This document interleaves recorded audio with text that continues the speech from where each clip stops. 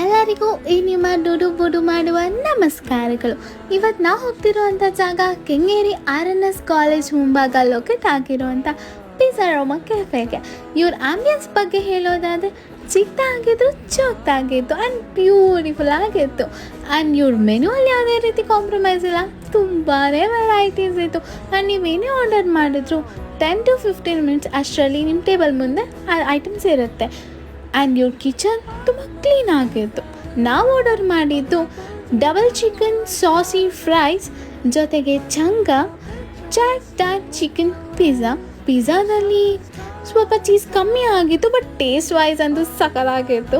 Next ನಮ್ಗೆ ಬಂದಿದ್ದು Fiesta. It was okay not up to the mark.